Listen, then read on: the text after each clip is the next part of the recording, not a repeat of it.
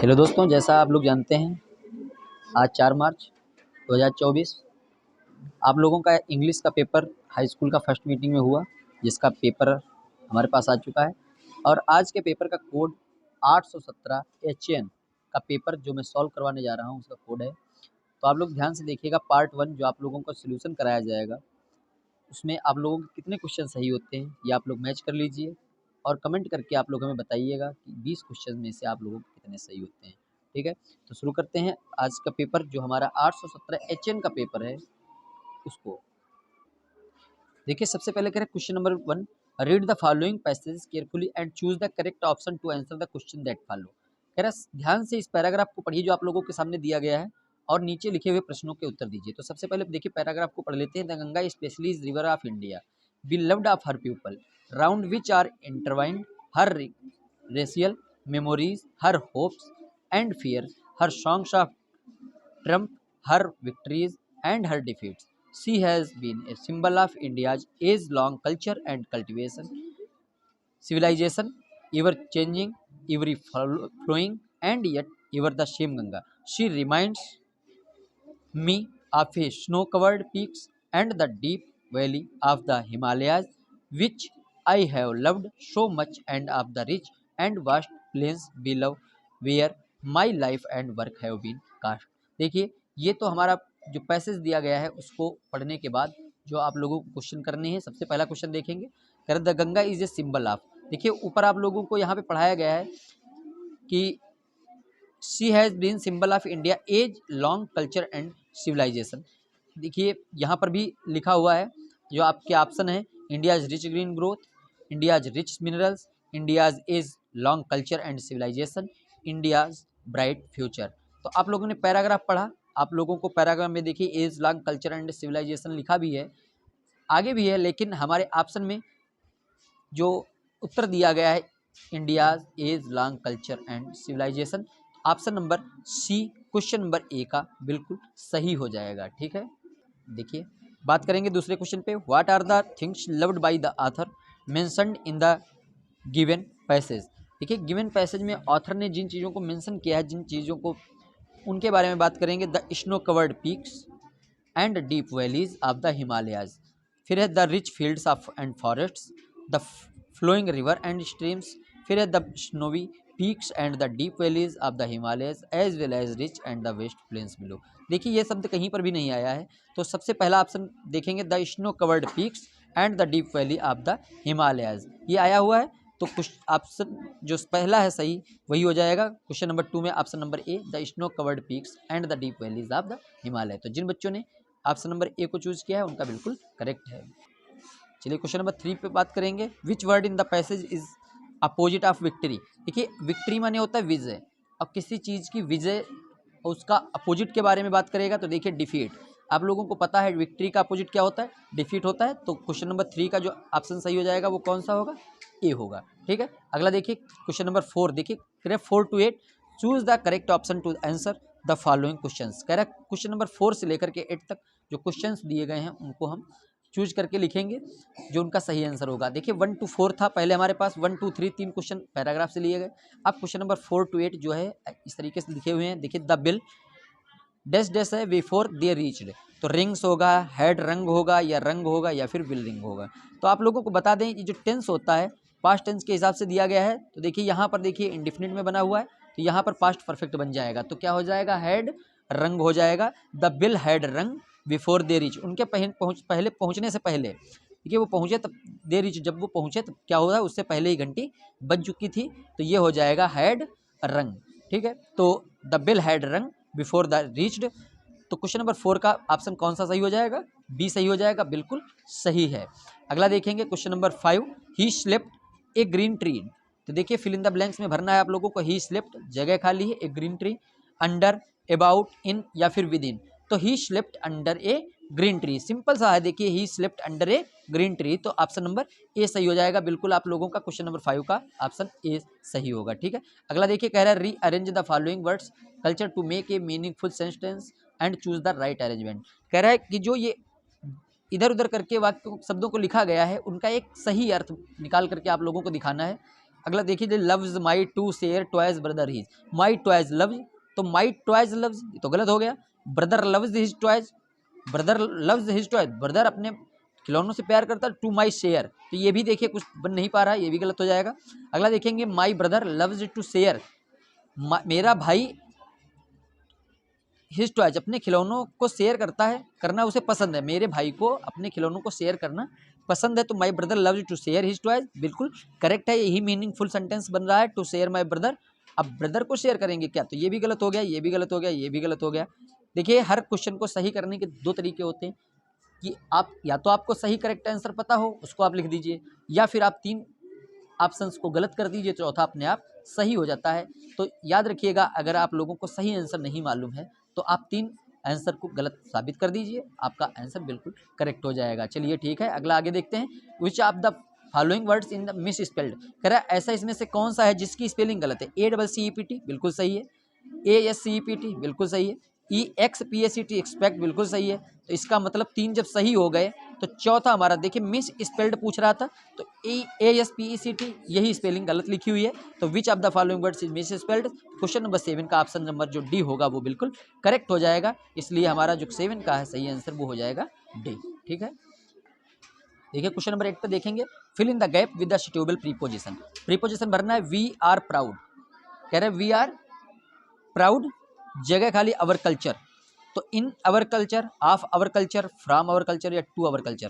तो देखिए ये भी गलत, ये भी गलत है, ये भी गलत है, इसका मतलब सही क्या हो जाएगा, we are proud of our culture. तो बिल्कुल सही आंसर आप लोगों का हो जाएगा ऑफ, यानी कि option number B, question number 8। अब देखेंगे क्वेश्चन नंबर 9 पे आ गए। देखिए क्वेश्चन नंबर 9 और 10, read the passage given below and choose the correct option to answer the question that follow. आप लोगों को क्या करना है, पैराग्राफ को अच्छे से पढ़ना है। This way well picked up various small details about this, the bus journey, the town was 6 miles from her village, the fare was 30 paise one way, which is almost nothing at all. She heard one well dressed man say, but it valley who scarcely saw that much money from 1 month to the next, it seemed a fortune। देखिए कह रहा है question number 9 और 10 को paragraph से solve करना है। तो पहला है question, complete the sentence by choosing the most suitable option. The town was, जगह खाली फ्रॉम वैलीज विलेज। तो क्वेश्चन नंबर 9 पे देखिए भरना है तुमको 10 माइल्स, या मील कहते हैं 10 मील्स, 5 मील्स, 6 मील्स या वेरी नियर। तो इसमें से करेक्ट आंसर चूज करना है आप लोगों को। तो देखिए आप लोगों को पढ़ाया गया है अभी, द टाउन वाज कितनी दूर था, 6 मील, तो इसमें भी 6 मील्स के बारे में बात हुई है। तो क्वेश्चन नंबर 9 का जो करेक्ट प्रीपोजिशन, देखिए यहाँ पे पैराग्राफ में आप लोगों को 6 मील के बारे में पढ़ाया गया, और यहाँ पर ऑप्शन में भी 6 मील्स आ गया, तो इसका सही जो ऑप्शन हो जाएगा वो सी हो जाएगा, 6 मील्स करेक्ट आंसर है। ठीक है, अगला देखेंगे, the fair of the bus was one way 30 पैसे, 50 पैसे, 20 पैसे या फिर 40 पैसे। तो यहाँ पर देखिए पैराग्राफ में बात हुई है हमारे पास 30 पैसे के, चूँकि ये ऑप्शंस जो हैं पैराग्राफ से चूज करने थे, तो the fair of the bus was क्या हो जाएगा, 30 पैसे, बिल्कुल करेक्ट आंसर है ए। जो क्वेश्चन नंबर 10 का जिन बच्चों ने एक चूज किया होगा उनका बिल्कुल है, और उम्मीद है आप लोगों ने पैराग्राफ से छांट करके लिखा होगा तो बिल्कुल ही सही जवाब दिया होगा।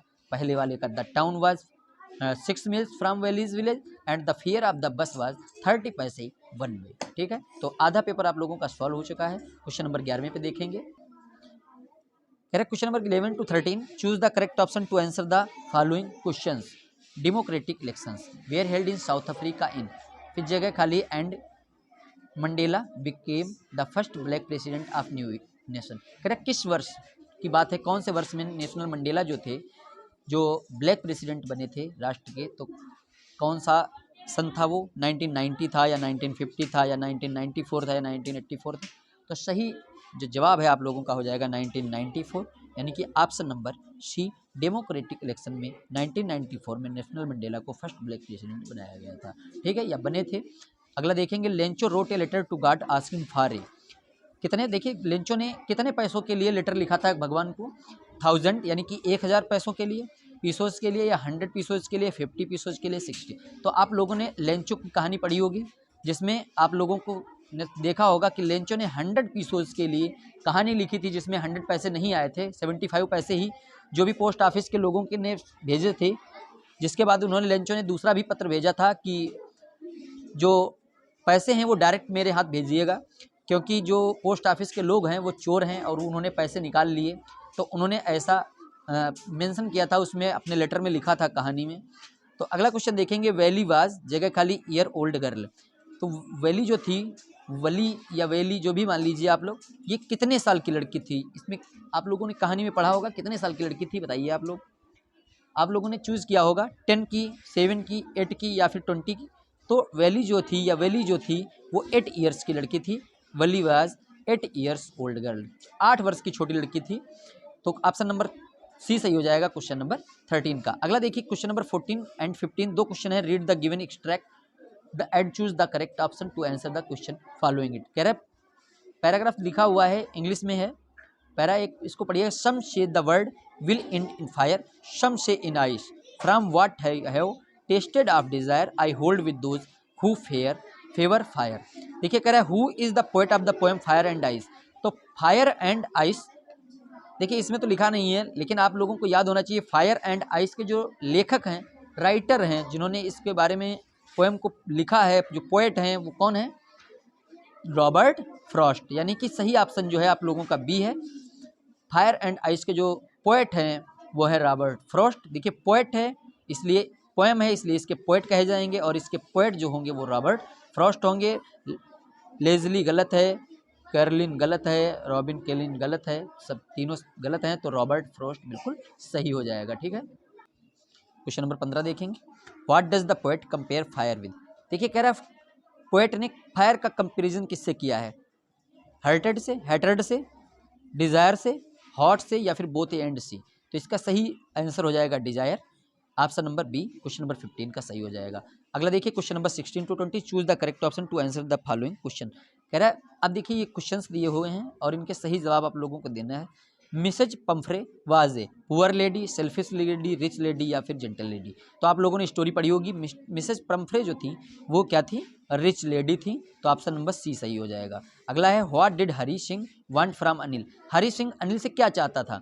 वर्क चाहता था, मनी चाहता था, इटेबल्स चाहता था या होम, घर चाहता था, खाने वाली वस्तुएं चाहता था, धन या काम। तो क्या चाहता था? तो जो हरी सिंह था वो अनिल से काम चाहता था, वर्क चाहता था, इसलिए जो क्वेश्चन नंबर 17 है उसका ऑप्शन ए सही हो जाएगा। ठीक है, क्वेश्चन नंबर 18 पे देखेंगे। What type of man was Griffin. Correct, Griffin किस प्रकार का व्यक्ति था? Lawless person, brilliant scientist, both A and B या नन ऑफ दीज। तो जो ग्रिफिन था वो लॉलेस पर्सन भी था और ब्रिलियंट साइंटिस्ट भी था। इसका मतलब है कि बोथ ए एंड बी दोनों ऑप्शन सही हो जाएंगे, क्योंकि लॉलेस भी है और ब्रिलियंट भी है और इन दोनों का मैचिंग जो हो रही है वो ऑप्शन नंबर सी में हो रही है। इसका मतलब क्वेश्चन नंबर 18 का सी ऑप्शन बिल्कुल सही हो जाएगा। ठीक है, क्वेश्चन नंबर 19 पे बात करेंगे। What did Ebright start collecting in childhood. बचपन में क्या इकट्ठा करता था वो? रॉक्स यानी कि पत्थर, तितलियां, कॉइन्स या ऑल ऑफ दिस। तितलियां, पत्थर या फिर सिक्के। क्या इकट्ठा करता था? तो बटरफ्लाइज। क्या इकट्ठा करता था? बटरफ्लाइज, तितलियों को पकड़ता था। तो इब्रिट जो था वो चाइल्डहुड में तितलियों को पकड़ने का कार्य करता था, उसे पसंद था, इसलिए 19 का क्वेश्चन नंबर जो ऑप्शन है वो बी सही हो जाएगा। और देखिए आज के पेपर का 817 HN कोड का लास्ट क्वेश्चन फर्स्ट पेपर का। व्हाट वाज द भोली रियल नेम। भोली का रियल नेम क्या था? प्रिया, गीता, सुलेखा या फिर सीता। तो जो भोली है उसका रियल नेम जो था वो क्या था? सुलेखा था, इसलिए क्वेश्चन नंबर 20 में जो ऑप्शन नंबर सी है वो बिल्कुल करेक्ट हो जाएगा, सुलेखा। तो आज का वीडियो देखिए इंग्लिश पेपर 817 HN कोड का, जिसमें आप लोगों को पास्ट वर्ड के 20 क्वेश्चन करवाए गए। उम्मीद है आप लोगों के सभी क्वेश्चन सही हुए होंगे और आप लोग कमेंट करके हमें बता सकते हैं कि आप लोगों के 20 में से कितने क्वेश्चन सही है। तो आज के वीडियो में इतना सा ही, मिलेंगे अगले वीडियो में, तब तक के लिए नमस्कार।